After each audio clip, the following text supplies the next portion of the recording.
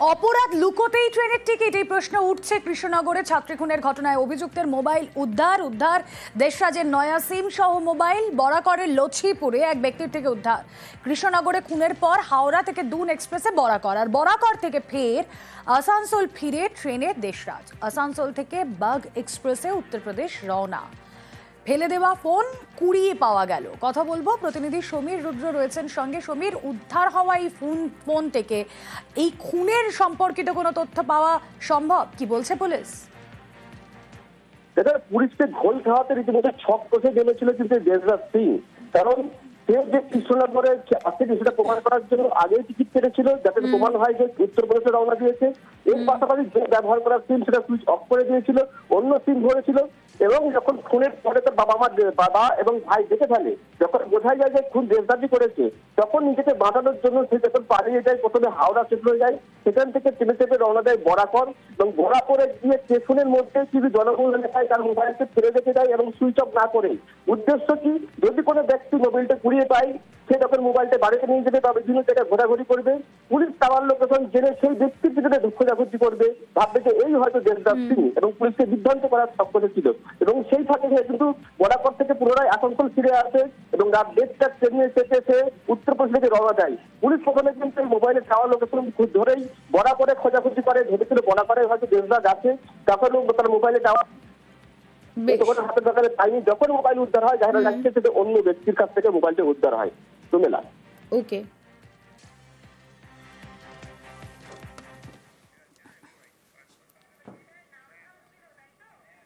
চাকরি বিক্রির rate chart বানিয়েছিলেন জীবন কৃষ্ণ। নবম দশম শ্রেণী নিয়োগে মাথাপিছু কত জানেন? 15 লক্ষ টাকা। একাদশ দ্বাদশ শ্রেণীর নিয়োগে মাথাপিছু 20 লক্ষ টাকা। গ্রুপ সি ও ডির ক্ষেত্রে দিতে হতো 10 লক্ষ 8 লক্ষ টাকা। চাকরি দিতে না পেরে গ্রুপ ডি চাকরি প্রার্থীকে 7 লক্ষ টাকা ফেরত।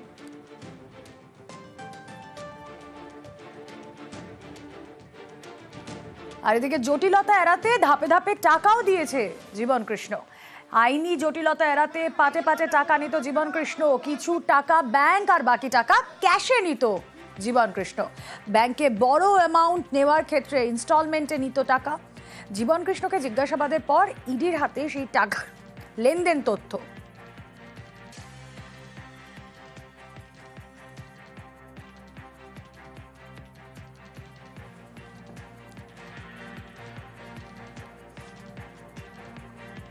আর ইতিমধ্যেই সিবিআই এর বাজেয়াপ্ত নথির কপি ইডির হাতে এসেছে। জীবনের এজেন্টের তালিকায় চাকরি প্রার্থীদের নাম, তালিকায় প্রায় 3800 চাকরি প্রার্থীর নাম। জীবন ঘনিষ্ঠ দুজনকে মুখোমুখি বসাতে চায় এনফোর্সমেন্ট ডিরেক্টরেট। দুই এজেন্টকে মুখোমুখি বসিয়ে জিজ্ঞাসাবাদের ভাবনা। 20 থেকে 25,000 টাকা নিয়ে হিন্দুত্বের সার্টিফিকেট। বনগাঁ ঠাকুরবাড়িতে সিএ ক্যাম্প থেকে সার্টিফিকেট। 2002 এর পর বাংলাদেশ থেকে আসাদের শংসাপত্র। অভিযোগ বনগাঁর বিজেপি সাংসদ শান্তনু ঠাকুরের বিরুদ্ধে। বিস্ফোরক অভিযোগ বনগাঁর পুরপ্রধান গোপাল শেঠের। শান্তনুর বিরুদ্ধে হাইকোর্টের মামলা, হুঁশিয়ারি পুরপ্রধানের। অভিযোগ অস্বীকার অল ইন্ডিয়া মতুয়া মহাসংঘের। সংগঠনের উন্নয়নে আর্থিক সাহায্য নেওয়ার পাল্টা দাবি। পুরপ্রধানের অভিযোগ ঘিরে তুঙ্গে রাজনৈতিক চর্চা। অল ইন্ডিয়া মতুয়া মহাসংঘের যিনি বলছেন সংঘাধিপতি মিস্টার শান্তনু ঠাকুর, 2002 সালের পরেও যারা বাংলাদেশ থেকে এসছেন তাদেরকে নাম অনলাইনে নথিভুক্ত করে তারা সার্টিফিকেট দিয়ে জাল বাংলাদেশি তথ্য তৈরি করার উপঢৌকন দিয়ে প্রায় একটা মানুষের, গরিব মানুষের 20-25 হাজার টাকা নষ্ট করছে। আমি চিঠি দিয়েছিলাম, কিন্তু চিঠির সদুত্তর না পাওয়ায় আমি রিট পিটিশন করছি অনারেবল হাইকোর্টে।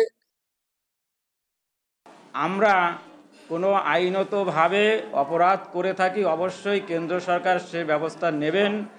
আমরা এর আগেও বলেছি, আবারও বলছি যে কার্ডটা আমরা দিচ্ছি সেটা আমাদের সদস্য প্রাপ্তি কার্ড, এবং যে সার্টিফিকেটটা দিচ্ছি আমরা ধর্মীয় সার্টিফিকেট, আমাদের সংগঠনের ডেভেলপমেন্টের জন্য সামান্য অর্থ নিয়ে। ওনার অভিযোগ সম্পূর্ণভাবে ভিত্তিহীন। এটা গুরুতর অন্যায়। গভর্নমেন্ট নোটিফিকেশন করলে তার নিয়ম অনুযায়ী মানুষ সেখানে যে তার নাম নথিভুক্ত করাবেন। এরা নিজেরা বাড়িতে বসে সার্টিফিকেট দিয়ে নিচ্ছেন, যার জন্য দু ভাইয়ের গন্ডগোল, কে কতভাবে আমরা পয়সা তুলতে পারবো, ওটার মধ্যে আমরা ঢুকবো না। কিন্তু বনগা চেয়ারম্যান যে কথা বলেছেন নিশ্চিতভাবে যিনি প্রতিবাদ করেছেন ঠিক করেছেন। ধর্ম স্থান থেকে যদি সার্টিফিকেট দেয় এইটা সে তো তার সে দেখে দিচ্ছে সে কোথা থেকে এসছে, এতে কতদিন এসছে, তারপরে সে দিচ্ছে। হঠাৎ কালকে এসছে তাকে তো দিচ্ছে না, তাকে যাকে চেনে না তাকে কিন্তু সার্টিফিকেটটা দিচ্ছে না। কোনো টাকা তুলছে কিনা এটা আমাদের জানা নেই, এটা ভিত্তিহীন কথা। যাদের এত দুর্নীতির মধ্যে ভরে রয়েছে তাদের সেই দুর্নীতিকে ঢাকার জন্য সে এই উল্টোপাল্টা কথা বলছে, আর কিছু না, সেটাকে আড়াল করার জন্য। কলেজে ব্লক সভাপতির দাদাগিরি, 2 অধ্যাপককে শাসানির অভিযোগ। ব্লক সভাপতির দাদাগিরির ভিডিও ভাইরাল। বাঁকুড়ার বেলিয়াতোর যামিনী রায় কলেজের ঘটনা। ব্লক সভাপতির বিরুদ্ধে ইমেলে অভিযোগ, হুমকির অভিযোগ অস্বীকার কালীপদ রায়।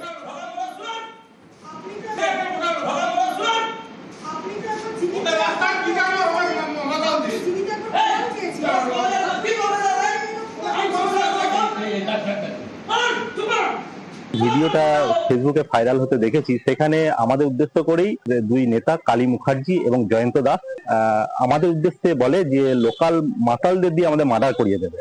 তো আমরা বাইরে থেকে এসে এখানে ছেলে মেয়েদের শিক্ষা দেওয়ার জন্য এখানে আমরা এসে ভাড়া নিয়ে থাকি।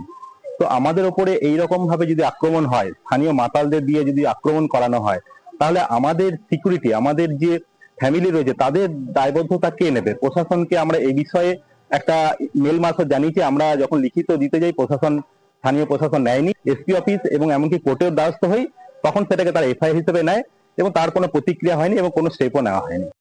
ভিডিওটা যেটা করেছে এটা প্রায় 4 মাস আগের ঘটনা। এটা কলেজে একটা সেমিনার হচ্ছিল, যামিনী রায় কলেজে। সেমিনারে গভর্নিং বডির আরো মেম্বার ছিল, প্রিন্সিপাল ছিলেন এবং বাইরে থেকে আরেকজন প্রফেসর এসেছিলেন। এরকম কোনো ঘটনা ঘটেনি, কথাবার্তা হচ্ছিল। প্রফেসরের সঙ্গে স্টুডেন্ট ছিল প্রচুর। যারা ভিডিওটা ভাইরাল করেছে তাদের কাছে শিক্ষা নেওয়ার কিছু নেই। এখন সিপিআইএম পার্টিটা এখন যেভাবেই হোক শূন্য থেকে ভাবছে যদি কোনো রকম প্লাস কিছু করতে পারি। এই ঘটনাটায় কোথাও প্রমাণ করা হয়েছে কি যে আমরা হুমকি দিচ্ছি? কথাবার্তা হচ্ছে, তো কথাবার্তার সঙ্গে হুমকির কি আছে? হাইকোর্টে বাধাহীন পুজোর অনুদান। পুজোয় অনুদানের সরকারি সিদ্ধান্ত বহাল হাইকোর্টে। মাত্র 3টি পুজো কমিটি হিসেব দেয়নি জানিয়েছে রাজ্য। শিলিগুড়ির 3 পুজো কমিটি হিসেব দেয়নি রাজ্য। যারা হিসেব দেবে না তাদের অনুদান নয়, পুজোর অনুদান মামলায় নির্দেশ হাইকোর্টে। যারা ইউটিলাইজেশন সার্টিফিকেট নির্দিষ্ট সময়ের মধ্যে জমা দিতে না পেরেছে তাদেরকে এই পুজো গ্রান্টের টাকা দেওয়া যাবে না। যারা নির্দিষ্ট সময়ের মধ্যে ইউটিলাইজেশন সার্টিফিকেট দিয়েছে তারাই একমাত্র এই বছরের পুজো গ্রান্ট পাবে, যা অবশ্যই পাবলিক পারপাসে খরচ করতে হবে, পুজোর খাতে খরচ করা যাবে না। 2023-24 সালের কোনো ইউসি জমা হয়নি আদালতের কাছে। ফলে কাউকেই যদি এবছর পূজা গ্রান্ট দেয় তাহলে তা আদালত অবমাননার শামিল হবে। 2024-এর পুজোর হিসেব কি দেখাবো আপনাদেরকে গ্রাফিক্যালি। 2024-এর পুজোর হিসেব। কলকাতা পুলিশ এলাকায় 2876টি ক্লাব রয়েছে। কলকাতার সব ক্লাব পুজোর হিসেব দিয়ে দিয়েছে। রাজ্য পুলিশ এলাকায় কটা ক্লাব রয়েছে? রাজ্য পুলিশ এলাকায় 41,799 ক্লাব। অনুদান নিয়েছিল 41,795 ক্লাব। পুজোর হিসেব দিয়েছে 41,792 ক্লাব।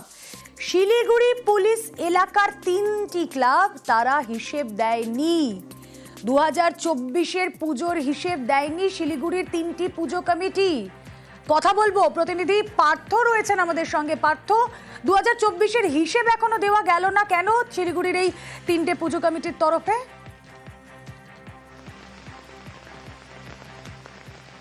যে 3টি club, Kashmir colony Durga Puja committee, নবজাগরণ সংঘ এবং সাউথ শান্তিনগর দুর্গাপূজা কমিটি, এই 3টে পুজো কমিটি কিন্তু হিসেব দেয়নি 2024-এর দুর্গাপূজা। রাজ্য সরকার যে অনুদান দেয় ক্লাবগুলিকে, তার মধ্যে গোটা রাজ্যে কলকাতা পুলিশ এলাকার বাইরের রাজ্যের যে 3টি পুজো কমিটি দেয়নি, এই 3টি পুজো কমিটি হলো শিলিগুড়ি লাগোয়া এনজেপি থানার অন্তর্গত এই 3 পুজো কমিটি।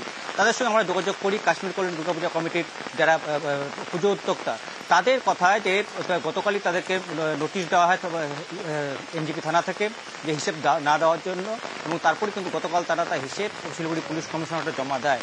অন্য যে দুটি ক্লাব রয়েছে তাদের সঙ্গে যোগাযোগের চেষ্টা করি, কিন্তু সেই সব ক্লাব কর্তারা এই মুহূর্তে এই নিয়ে কোনো মন্তব্য করতে তারা রাজি হননি। কেন দেননি? মূলত যেটা এই কাশ্মীর কলোনি দুর্গাপূজা কমিটি জানাচ্ছে যে সময়ের অভাবে, লোকবলের অভাবে তারা এই হিসাব তারা দেয়নি। আর যদি এই অনুদান, রাজ্য সরকারের যে অনুদান যদি তারা না পায়, তাহলে কিন্তু পুজো বন্ধ করে দিতে তারা বাধ্য হবে। কেননা এই রাজ্য সরকারের অনুদানের উপরই নির্ভরশীল ছিল তাদের একটা বড় অঙ্ক তারা রাজ্য সরকার থেকে। ওকে পার্থ, নজর থাক।